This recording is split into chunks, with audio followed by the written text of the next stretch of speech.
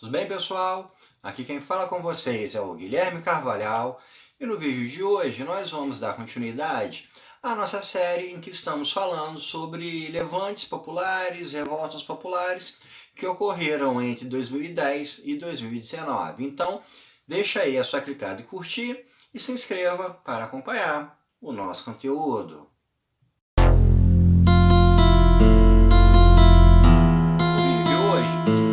Falar sobre revoltas que aconteceram em dois países que têm algumas similaridades políticas entre si, que são a China e a Rússia. A China, ela é uma ditadura propriamente dita, uma ditadura de origem comunista, hoje em dia já está com muitas caras de um modelo capitalista, mas o modelo ditatorial segue reinando, é um partido único, o Partido Comunista Chinês, que toma decisões e você não tem um processo democrático.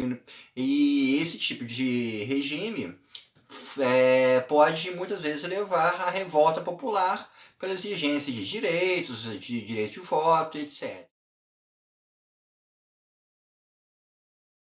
E algo similar acontece com a Rússia, com a diferença que a Rússia ela é um modelo autoritário um pouco mais disfarçado de democracia, porque acontecem algumas eleições, a gente tem o Putin já há mais de 20 anos no poder, ele ficou um período fora quando o Medvedev foi o presidente, mas todo mundo sabia que quem mandava de fato era o Putin. Então, você tem na Rússia um autoritarismo um pouco disfarçado de democracia, e são justamente os modelos de eleições e acusações de fraudes contra eleições e contra um modelo político longe de ser democrático que levou muita gente às ruas para protestar. Primeiramente, vamos falar da China. A China aconteceu, primeiro em 2011, um protesto que veio ali nas esteiras da Primavera Árabe.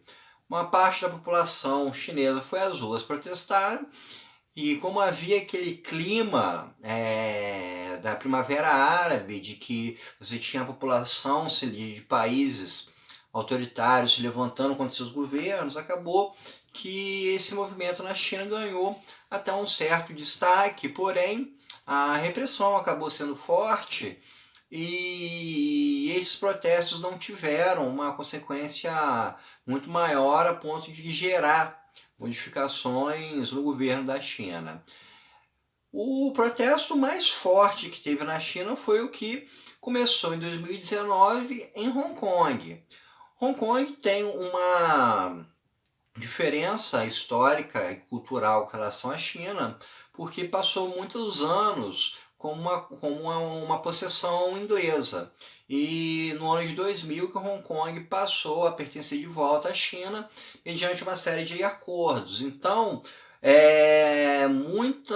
boa parte da população de Hong Kong nem se considera chinesa, propriamente dita. E as decisões que a China toma, que reverberam em Hong Kong, acabam gerando descontentamento. E foi o caso que a gente teve em 2019, quando o governo chinês nomeou como se fosse uma governadora para Hong Kong, um cargo político para Hong Kong, e ela foi eleita por um colegiado de 1.200 pessoas, e a população de Hong Kong queria ela própria ter votado, queria um voto direto para a pessoa que seria o governante ali.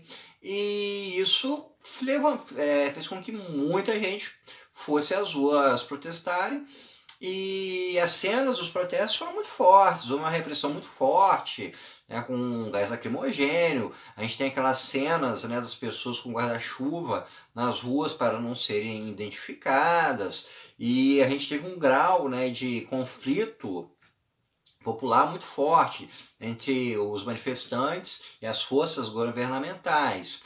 E essa revolta ela cresceu ainda mais quando o governo da China baixou uma decisão, uma lei de que pessoas de Hong Kong poderiam ser julgadas na China.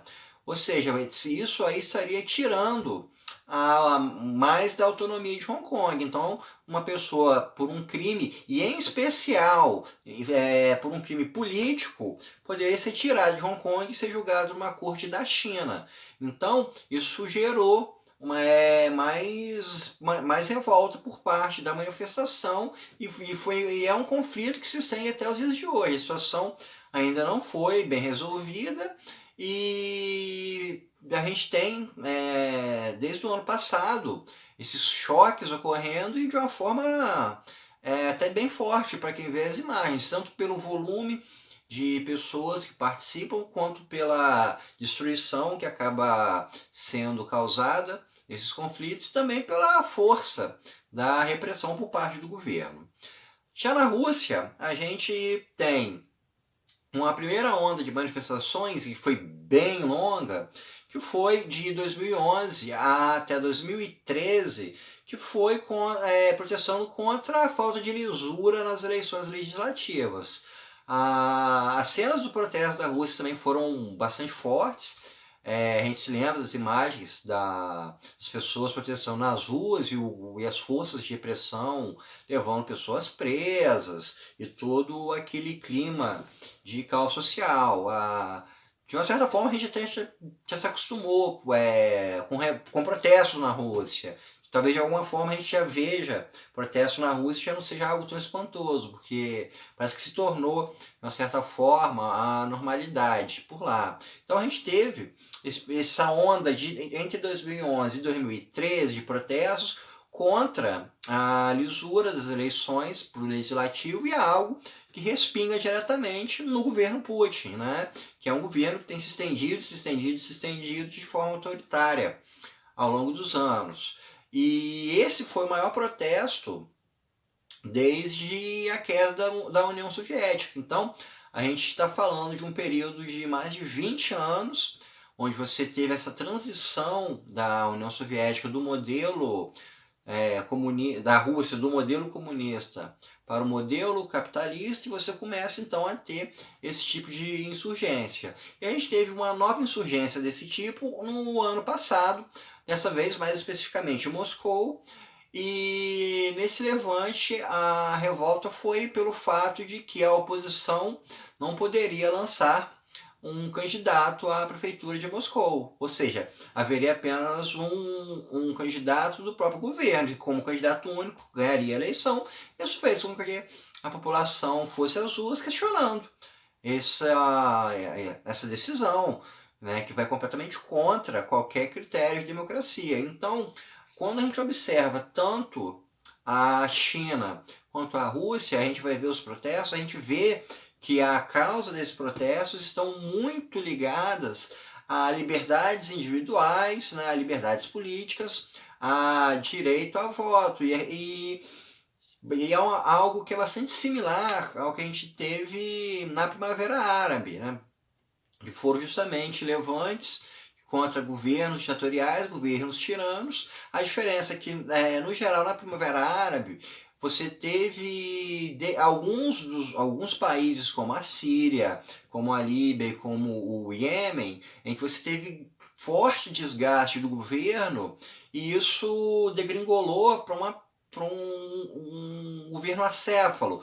para um país que já não tinha mais um governo funcional, que de uma certa forma caiu em anarquia, como a Líbia, que entrou em guerra civil, a Síria também em guerra civil, e o Iêmen na guerra civil, e são países que atualmente estão com graves problemas com relação a direitos humanos, porque na esteira dessa guerra civil você acaba tendo um forte dano a população. No caso da Rússia e da China, você não teve nenhum desgaste do governo a ponto de se aproximar, de cair ou de gerar mudanças mais significativas. Você pode até ter a cobrança fazer o governo rever decisões, mudar isso, mudar aquilo, mas nada que chega a ameaçar a estabilidade política que é vigente nesses países.